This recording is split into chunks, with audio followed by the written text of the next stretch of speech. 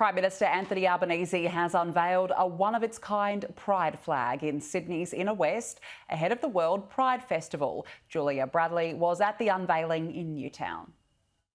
So Anthony Albanese revealing a short time ago that this year he is going to be taking part in the Sydney Gay and Lesbian Mardi Gras Parade, which will be held on Saturday, the 25th of February, as it returns to its spiritual home of Oxford Street for the first time since 2020, now that COVID restrictions have lifted. The Prime Minister says he will be marching in that parade alongside his colleague Penny Wong, and this will be the first time that an Australian Prime Minister will actually take part in that parade rather than watching on from the sidelines. Mr Albanese was here in Newtown today to officially launch the Pride Square, to unveil Pride Square, which has been renamed from the Newtown Town Hall, and he was also here to unveil a one-of-its-kind pride flag, a beacon, a symbol of strength and celebration for the queer community. And he said that although that we have come a long way in respect for the LGBTIQ community, he said that there is still a long way to go. We speak a lot about tolerance, and tolerance is really important. But this is about a step that's way more important than tolerance. We need to celebrate our diversity, not just tolerate it. So it is expected that the Sydney World Pride Festival, kicking off from next Friday, is going to be attended by about 1.2 million revellers. It's going to go for 3 weeks, and there are going to be more than 200 events across that time, everything from parties through to more family-friendly events, and of course that centrepiece is that parade. It's going to inject more than $800 million into the New South Wales economy. But even when this festival wraps, this beacon that you see behind me here at Newtown is going to remain. This is going to be a permanent part of this part of Newtown.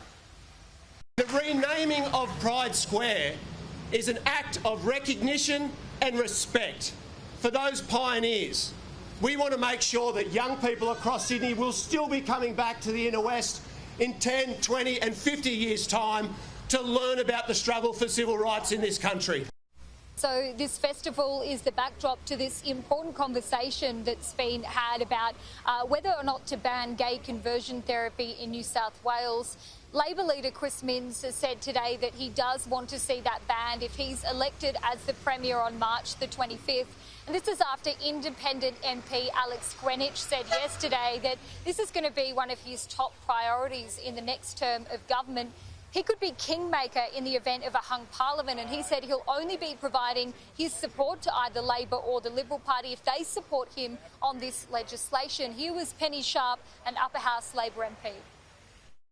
We know now in modern Australia that the practices of the past can no longer stand, and a Minns Labor government is going to set in train the process to change the laws so that we will end conversion practices for the LGBTIQ community.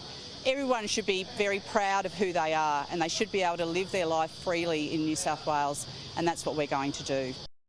The New South Wales Premier has said that if he is re-elected, he'll be looking at this legislation carefully. As I said, ultimately from my perspective in the time that I've been in government, I've always encouraged people that we need to work through those issues and treat everybody with respect, understanding and tolerance, and that's what our government has always been about. Now, in relation to legislation that comes forward, we always look at those issues.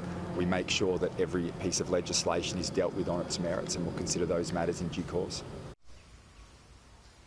A ban on this practice would bring New South Wales in line with the ACT, Victoria and also Queensland. Western Australia is also considering similar legislation.